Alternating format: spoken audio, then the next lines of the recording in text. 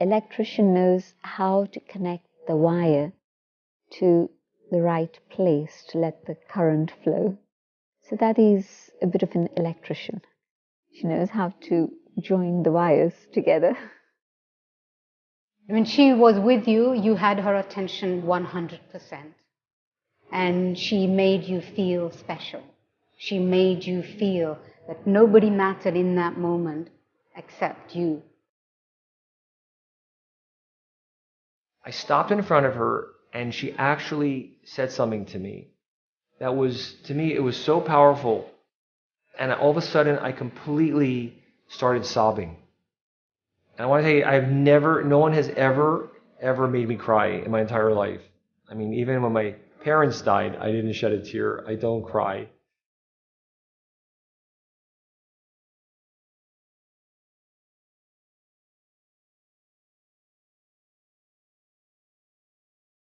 कहाँ जाएंगे? 12 बजे यहाँ टीचर्स आएंगी.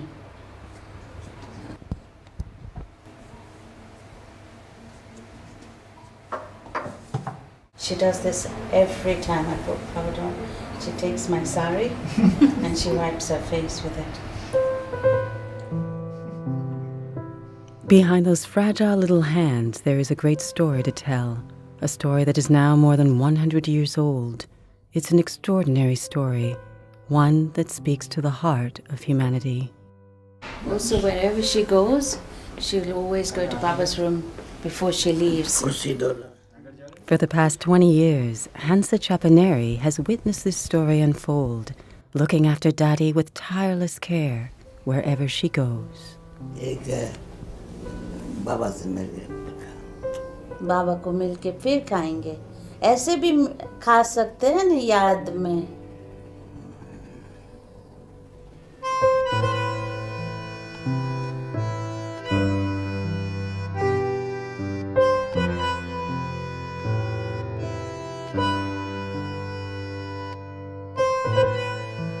I think right from the young age, I've always been a caring person, and especially with the elderly. And when I used to look at Daddy, I used to feel how nice it would be to look after Daddy. Just very subtle. When Daddy used to be going to different programs in the UK, 1 hour, 2 hour drive, I used to really feel for her that everybody's gone to sleep and how will Daddy come in and she has to climb these stairs and she might need something, she might want something.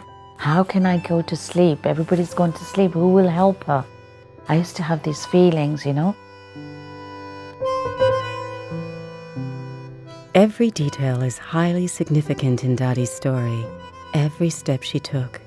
And 20 years ago, Hansa could never have imagined the journey that would give Daddy the power to touch so many lives. She is the one who opened the door of my heart to allow God to come in.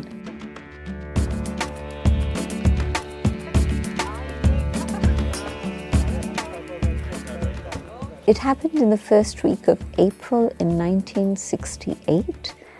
Which date out of that first week I can't tell you, but it happened.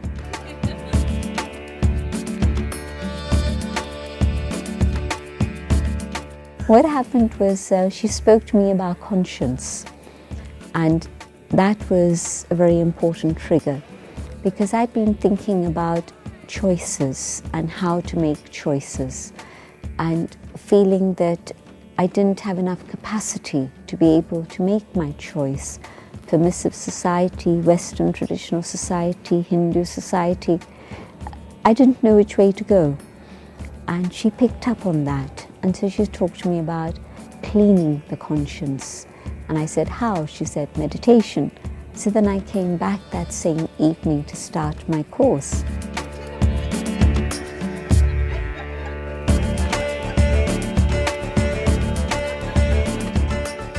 So the first day was the awareness of the soul, and I felt as if I was flying home. I wasn't walking home. And then when she gave me that drishti, it lifted me into another realm. and gave me that experience of connecting with God's love. Jyanthi Kirpalani and her mother always had a close connection with the founder of the Brahma Kumaris, Brahma Baba. Jyanthi's grandfather was Brahma's cousin. She met Brahma for the first time at the age of 8 and completely dedicated herself to follow his teachings 11 years later, at the age of 19. And if we want to tell the story of Dadi and open the book of her life, it would be hard to find someone more qualified than her. And guess who this is? Very, very young Dadi. Sister Jyanthi, as she is now called, knows Dadi's life literally by heart and all the details behind almost every picture. You can see Dadi in her little jacket. Dadi's story is what she calls the story of a spiritual genius. Dadi's earliest memory is of being 2 years of age in her cradle, and she was hearing her uncle chant the name of Rama, the name of God. And so she was born into a very religious family, a philanthropic family. Her parents decided that rather than put her in a normal school, a pandit would come home and would teach her at home from the scriptures. And this continued till age 9.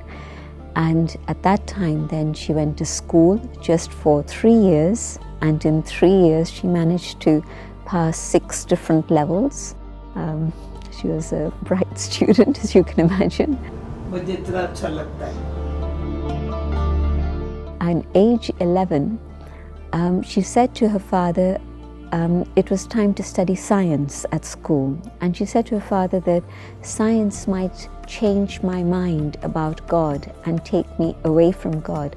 And I don't want that to happen. So let me have my further education by going on pilgrimage. And so her father shut up shop and took her on pilgrimage to the 4 corners of India. आपको याद है वो कौन सी घड़ी थी ये photo की? And the question that she had for the sages that she would meet on her pilgrimages was, tell me your experience of God. Don't talk to me about God or what the scriptures say. Tell me your personal experience. And from the blank look in their eyes, she knew that it was something they were striving for, but they hadn't yet come to. It tells me that this has been the whole of her life. There hasn't been any other interest in her life except to know God and to know the self, and secondly, to serve humanity. Not far from where Dadi lived, another story was just about to unfold. The story of Dada Lekraj. Born in a very religious family, the son of a school teacher in Hyderabad in the state of Sindh, Dada Lekraj had been on a spiritual quest since the early 1930s. When he was approaching his age of retirement, he underwent a series of visionary experiences that would transform him completely. Seeking a higher understanding of God and divine truth, he created a spiritual gathering called Om Mandali, which later would become the Brahma Kumaris. And just a few months before he passed away, Sister Jyanthi already had decided which path to follow. She would quickly become one of the main voices of the Brahma Kumaris outside of India, and a brilliant spokesperson to make the teachings known at all levels of society. What did you do to it? I fell over the handlebars of my bike. I went to pick up the laundry. Now based in London, Sister Jyanthi knows how much Dadi Janki's spiritual presence can impact those she meets. Lord Stone came to know Dadi and the Brahma Kumaris over 20 years ago, about the same time he joined the House of Lords in England. Thus began 20 years of spiritual friendship that would bring a new perspective to his work around the world. Because I'm dyslexic and dyspraxic and not talented, I don't think in a logical, linear, linguistic way, I read people's sort of vibrations. And what I get from here is that the vibration is just full of love and compassion, and that's what makes me trust them and know that they can be trusted.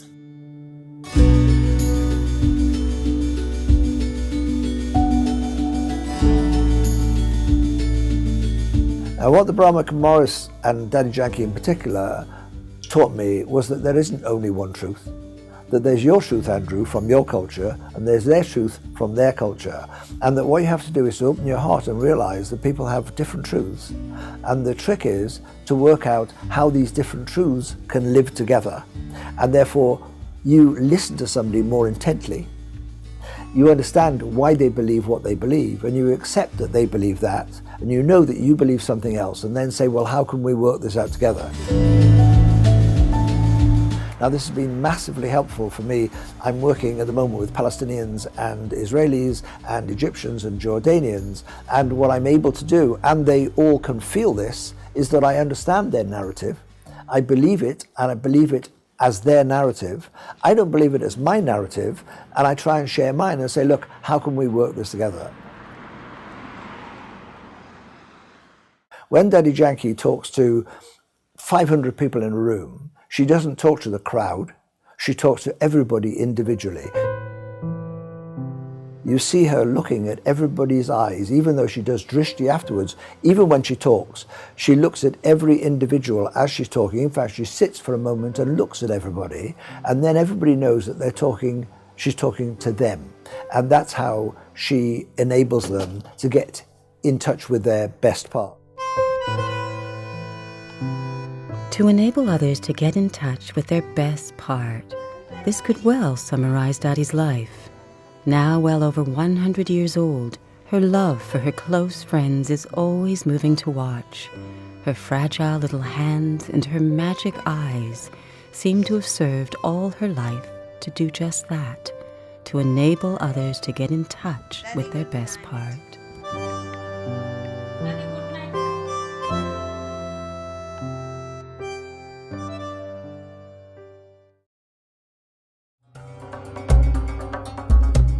In 2010, Daddy Janki decided to revisit where it all started for her. For the first time in over 60 years, she returned to Pakistan, to what had been the Indian state of Sindh before the partition of India.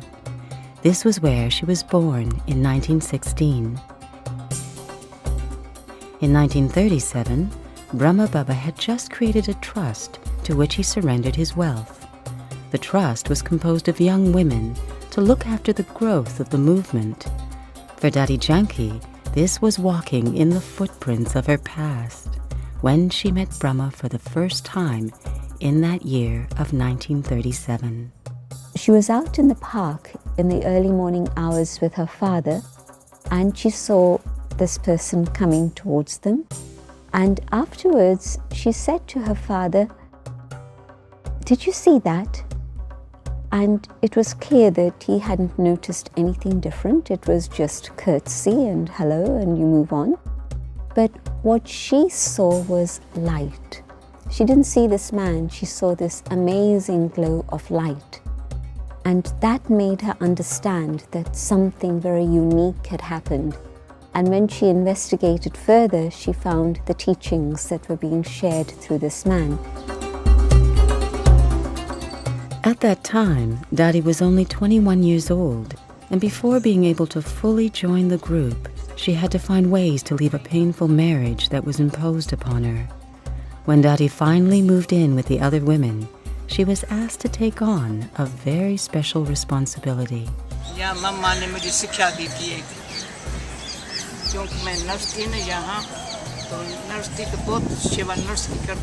And at that point, she was asked to become the nurse for the community.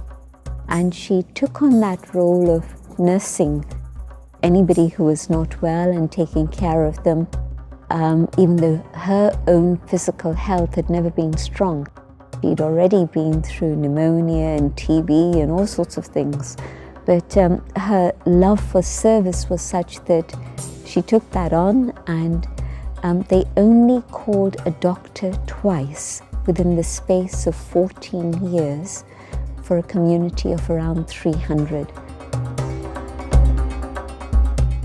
I think people found her a bit of a loner. They found her too serious, and they respected her and admired her for what she was doing. And of course, most of them were beneficiaries from her medical care at some point. But generally, the feeling was she is a loner and she's too serious. But these years were, for Dadi Janki, an opportunity to create the foundation of what would become her unique ability to impact others in such profound ways. She poured herself into her love for study and her love for God. For the first 14 years of the institution, the men and women that joined almost completely isolated themselves from the rest of the world and focused on their relationship with God and their spiritual study. Other people didn't recognize her because the work she was doing was quite physical. They had no idea of the intense work that was going on in the laboratory of her own mind and the way in which she was reflecting and applying those truths within her own life. Because she was so intense, they sort of left her alone in silence to get on with whatever she was getting on with. So other people would have been very surprised within the community, but Brahma Baba recognized the jewel that she is. Yeah. People's vision would get focused on Brahma Baba rather than the message he was giving. You know, it always happens, you remember the messenger rather than the message. And so the message that Brahma Baba was giving was connect with the divine, connect with the divine. And so people like Dadi Janki, who loved Brahma Baba, but followed the message and connected with God directly, were the ones who had the power and the capacity to carry things forward after Brahma Baba's departure.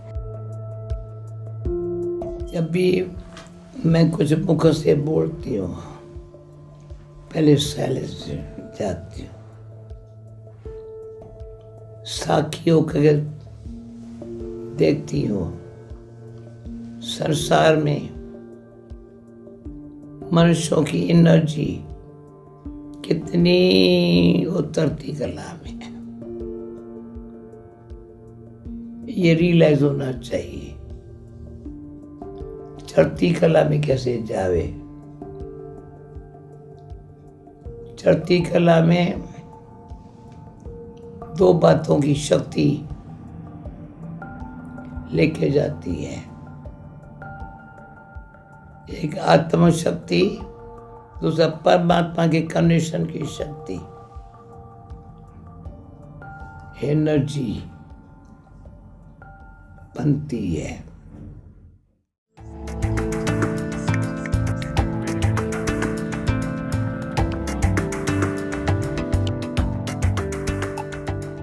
From 1974 through to 1978, Dadi and I lived in Tennyson Road, and in that period there was some weeks in which it was just Dadi and me. There was nobody else at all, so that was very interesting. Yeah. When Dadi Janki arrived in London in 1974, in the house on Tennyson Road, a few senior teachers of the organization had already been there for a few years, since 1971. But Dadi's presence would change everything. Every time I go there, the memories of the Dadis having stayed there comes alive. So it's still very sacred and special. And so it's a very special place still. Welcome, brothers. This room has very good vibrations because Dadi and I used to stay there. We actually lived here in the night and did classes during the day and the early morning. So our early morning meditation was also here.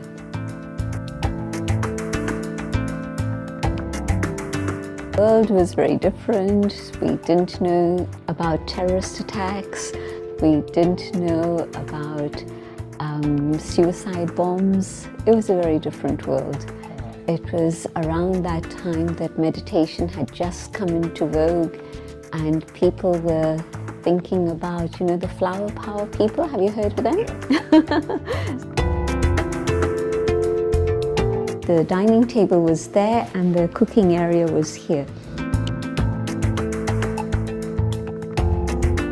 In theory, I had known that these teachings are for the world, but I didn't have any example in front of me to tell me that this is the reality.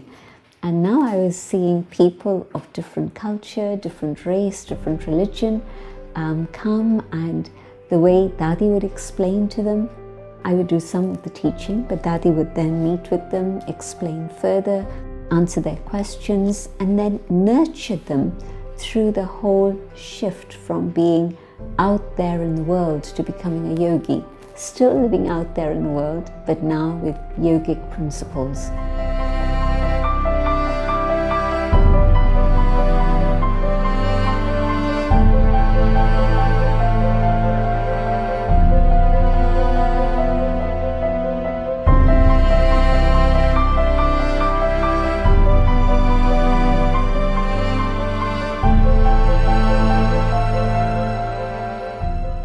Yes, all our Dadis are amazing yogis, but it took somebody like Dadi Janki to actually establish something here. And she was absolutely the right person because her deep understanding of spirituality and the way she translates it to others and how they're able to then digest it and apply it in their life. She makes it so simple and natural and easy, and of course demonstrates what she's talking about.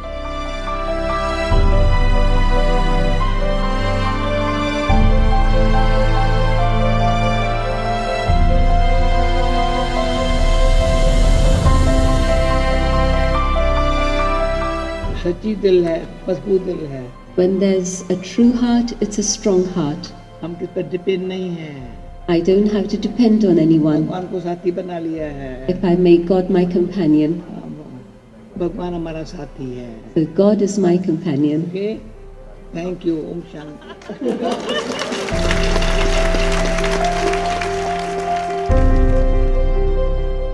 Many people would say she's very serious. And I think back and I say, yes, she was probably, but she was here for 40 years. So the latter part, she would be so humorous. She wouldn't take a class without having several pauses for laughter in between. जहान के नूर हो, तुम्हारे नूर से जहान को बाप दिखाई पड़ेगा. सुना? तुम्हारे नूर से जहान को जिसके साथ प्यार होता है उसके नूर से पता चलता है. So the quality of her classes changed, the way she interacted with people changed. She was much more loving in an expressive way, not just in a deep, silent, yogic way. When she came in 74, I think it would have been difficult to imagine Dadi dancing. And then the last few times that she came to London, that's what she would say, let's dance.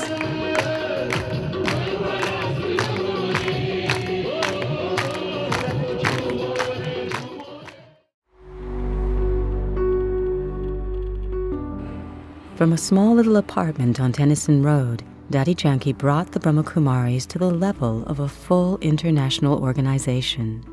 The main center in London became the international headquarters for centers outside of India, reaching out to countries all over the world.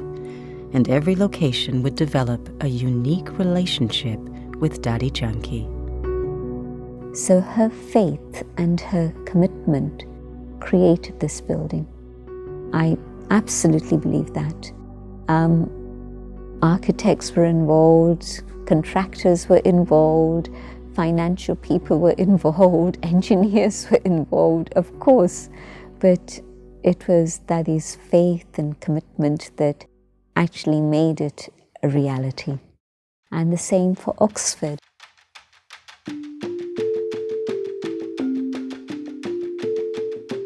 It was also Dadi Janki who inspired the Brahmakumaris to purchase in 1993 a unique property in Oxford.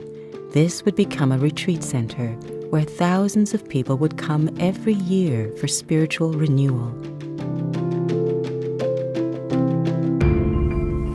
Yeah, I think I must have been 26, something like that. Today, Manda Patel oversees the activities at the retreat center.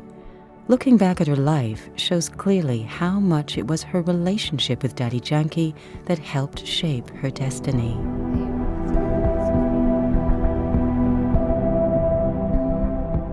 And by the time I was 21, I don't know, something just made me feel like I really need to think about, what do I want? Do I really want to do this thing that, you know, everybody... There's a part of me that did want to get married and did want to be kind of, you know, have a happy life like that.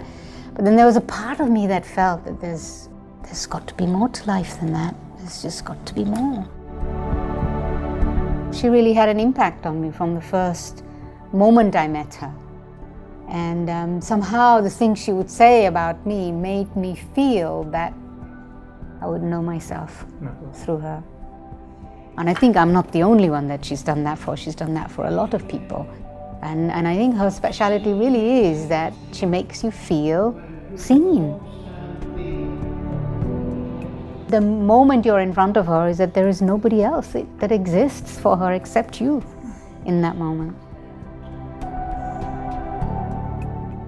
She touches my heart where I feel no one else touches, in the sense that she makes me feel something deep inside me that comes to surface. And as I can genuinely say, I can't think of anybody else who makes me feel like that. She's the only one who can move me to tears, actually, I can say. Only one. There aren't many people that can move me to tears, just being in their presence. I can just be making that eye contact with her, and I could be, the Ganges start to flow, and here we go.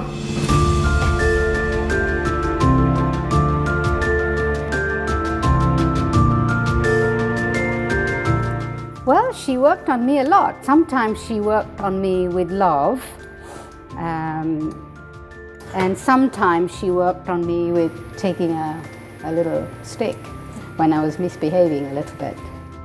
She was tough. She had high expectations of you, and but you know, I felt that she saw my potential and had the high expectations, and I felt that I could. I danced to the tune, and I know that some who couldn't, they just kind of got out the way.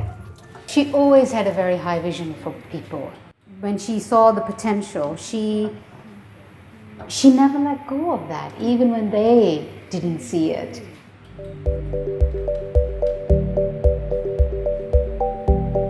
I would be upset with her, or sometimes I would say something to her, I'd do something with her, and she would kind of, well, don't do that, or don't say that, or something, and then I'd say, well, fine, I'm not going to say that, don't ask me again. I did that with her a couple of times.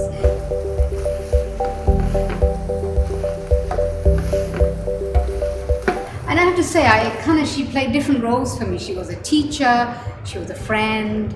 I could say things that I was having difficulty with, probably with her, more than I probably could with anybody else, because I kind of felt like she was always sympathetic, or she would understand, and she would say, don't worry about it. She would make me feel that even if you're going through difficult times right now, it's going to be okay. And she trusted me to go through it and come out the other side. Heavy.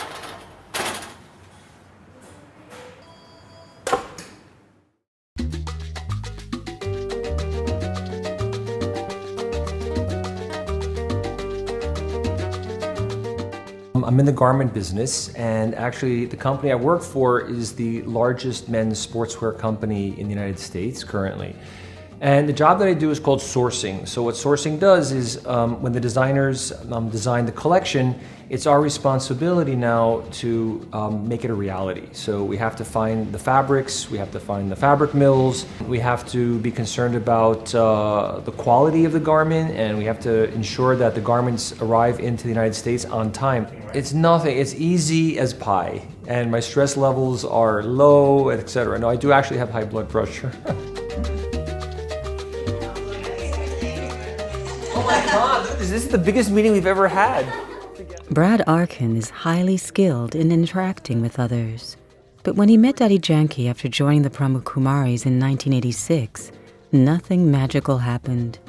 It will take years and many experiences with her before he could really create a strong bond with Daddy. Daddy Janki came to my office in 1997, actually. It was very interesting. The day that she came, I had set up one of the showrooms we had downstairs. I set it up. I was like really excited and everything was ready. And 30 minutes before showtime, the power in my building went out. The phone system went down and the power went out for no reason. And I was so stressed. Like, Daddy's coming. I got her to come. This is no small thing. The power's out. And all that was on was one emergency light in the showroom of the office. And I'm like, oh, what's going to happen? What's going to happen? Well, what happened was actually really quite interesting. Because the power was out, because the phones were down, every single person in the office had nothing to do. They all filed into the showroom, 100 people.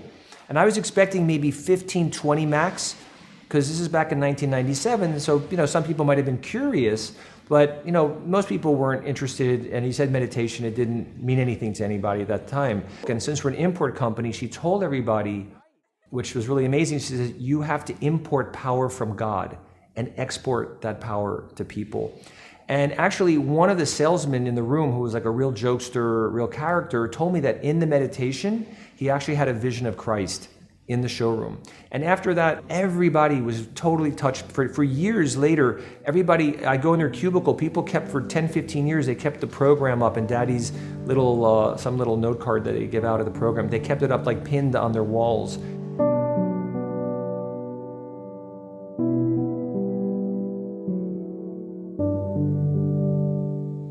For me, it's the same pattern. Like, I don't consider myself, even though I'm in a big job and I maybe exude an extroverted personality, and I'm not necessarily shy, but I'm extremely unsure of myself, like very insecure. Like, sometimes I have no clue really what my qualities are after all this time. Like, I hear about them, people tell me about them, but I just don't buy into them. Like, who are they talking to? Like, who's behind me, But the one thing that Daddy's done for me, it's like been the ultimate confidence builder. I mean, she's seeing something in me that I just don't see. And every time I leave that room, like, I feel more empowered.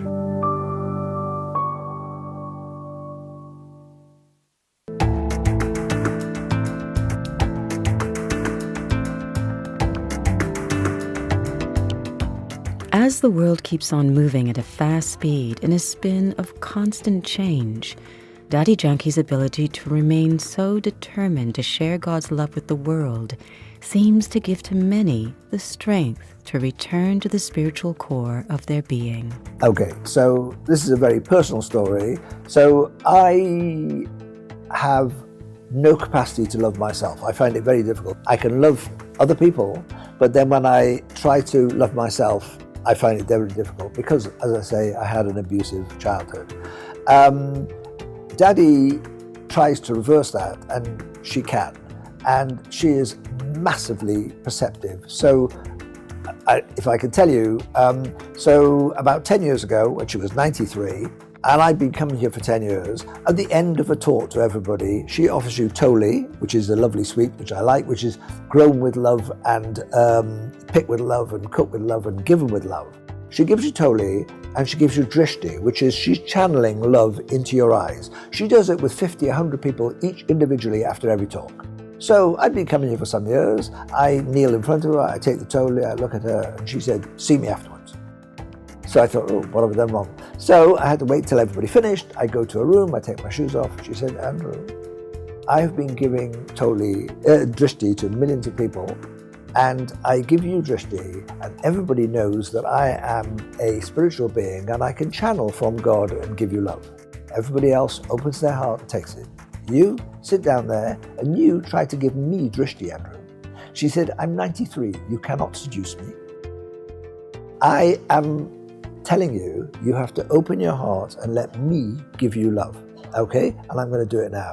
And she went to do it, and it really hurt, but I was able to take that. And for the first time, I was able to feel that I could accept and deserve love. Now, only when you love yourself can you give real love, and that's what she does. And if we can, all of us, accept that we are lovable and love others because they're the same as us, then that's how she helps. You didn't come, did you? I have to stay here and make sure. Miss Kia. Security. I know. Nobody else would do, Daddy. Security, Daddy. And also to open the house when people come. Over the past decades, Daddy's voice has reached millions all over the world. The past 60 years of my life have been dedicated is this. Her words have touched the minds and hearts of leaders in countless countries. Something that would have been impossible to imagine in the 1930s, when Daddy and the other young women were being insulted and threatened for their choice of leading a non-traditional spiritual life. Who could have imagined at that time that these young women would one day become highly regarded spiritual leaders? Dweena Murphy-Gibb revisits the Brahmakumari's Retreat Center in Oxford and her friend Manda. Years have passed since the death of her husband, Robin Gibb, singer with the famous band the Bee Gees. But memories of Daddy are still fresh. In the last few years of his life, Robin Gibb came very close to Daddy Janki and was greatly inspired by her for his songs. So tell me, do you remember the first time you met Daddy? I met Daddy when they were doing a sort of global peace thing. In Miami, in your house in Miami. So do you remember your first impression of Daddy? When I saw Daddy, it reminded me of, Star Wars. Yeah, yeah. The little wise person in Star Wars. What's he called? Yeah. Is it Yoda? Yoda. Yes. It. Yeah. Suddenly, there was this, and just this lovely feeling in her presence, this sort of lovely feeling of just peacefulness and contentment and smiling, and I just felt very, very happy. Mm-hmm.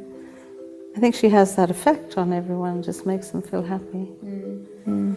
And then you forget any kind of worries, and I think, oh, well, this is something I would like to ask Daddy, or maybe there's some problem I have I would like to ask Daddy. And as soon as I'm in front of her, I've forgotten. Yeah. Problems are gone.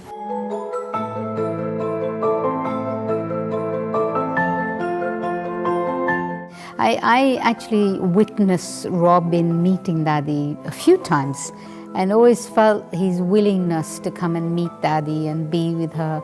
I know Robin was lovely. He just sort of, I think he fell in love with Daddy a bit, whenever she came to the house and was talking to her, and he was he felt close to her wisdom. Daddy just talking, her wisdom coming through and things was also almost like auditory, I can't explain. But he felt it was coming from somewhere else as well. She was a conduit for something that was also fantastic in his life when he was writing his music. Oh, I've got some photographs as well. Wow, let's see. Ooh, look at that. That is very nice.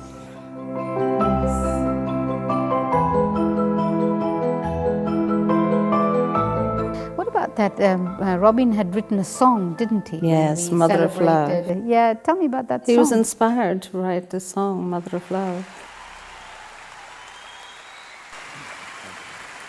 It's a very special day today for a very special woman.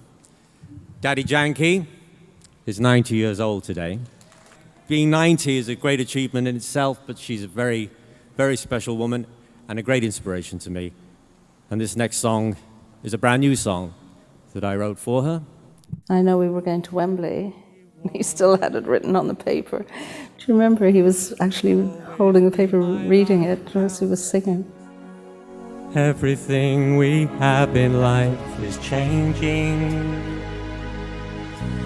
You are all I need to keep me still. Mother of love, angel of light, I'm a long lost child, so alone in the night. Mother of love. You know, sometimes I look at her love for God and I said, I just wish I had like a 20th of that.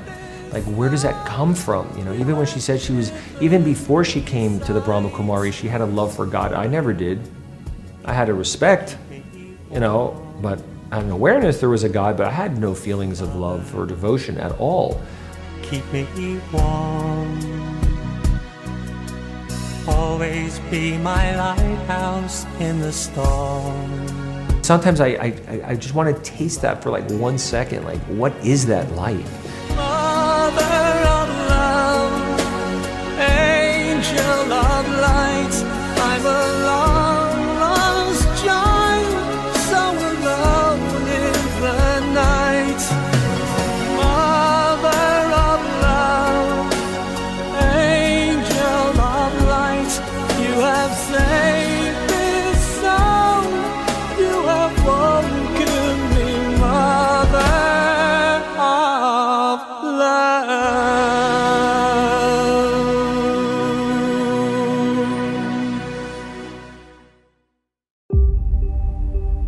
Today, Daddy is invited to join the celebrations for the 80th anniversary of the Brahma Kumaris. She has been at the head of the organization for almost 10 years, and now, at more than 100 years old, she still finds the energy to continue. Daddy, programme में जाना जरूरी है,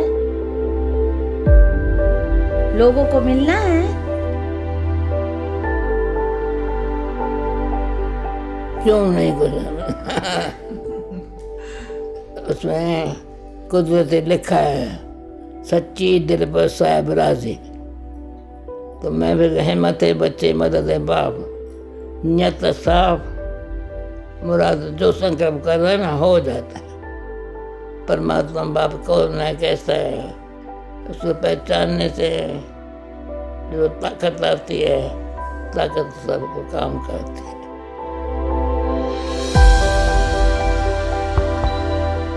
When one understands how fragile Daddy's health has been for her entire life and sees how much she has accomplished, it's natural to wonder about how she will be remembered in the future.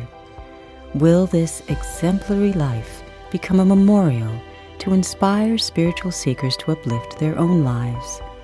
And for those who received so much benefit from her, how will they honor her memory in their personal lives?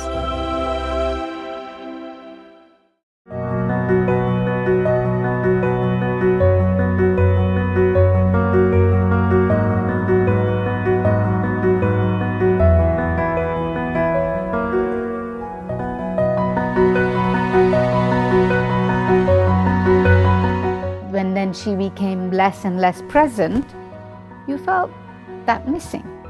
You really did feel that missing, that now actually you've got to create that God's presence for yourself.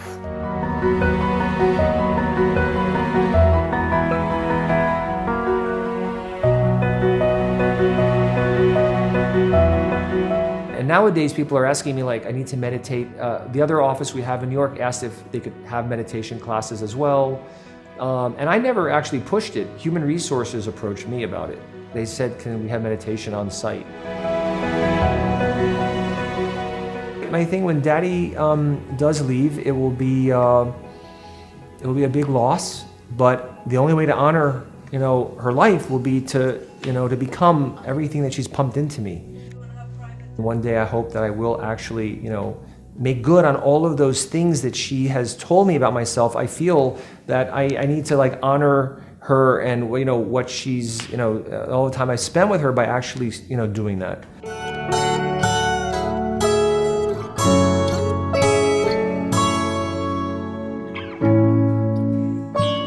If you're not walking your talk, it doesn't matter what you're saying to people. They might hear little bits and dribbles of things, but they're not going to really be impacted until you're actually, really walking that talk. So she's helped me walk that talk.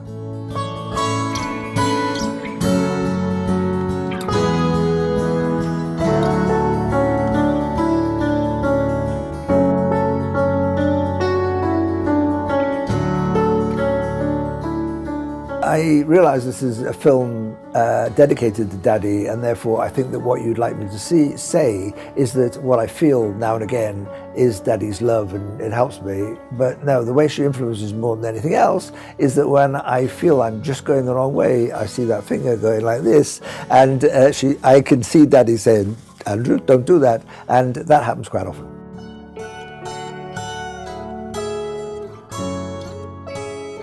I know that I have to make myself very strong, that at least I helped her up until this age, to keep her going. And yeah, no one's going to live eternally. Before, like all these years when I was just helping her and, it was like, just a helper and, Daddy's carer. But now it's more that motherly love. It's different, it's intense now. That's my little baby. And, I have to take care of this little baby, with whatever energy, whatever, however I can.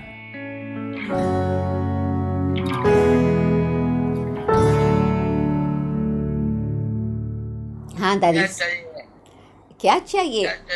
आप चाहिए दादी, आप चाहिए. There are not many people who are able to touch heads and hearts. Daddy is able to do that. She's truly an instrument for God's love, and God's love will make your heart melt. Okay, Daddy. Om Shanti. Daddy. I know that there's destiny and there's God and there's effort and all of that, but no, I wouldn't be what I am today if it were not for Daddy.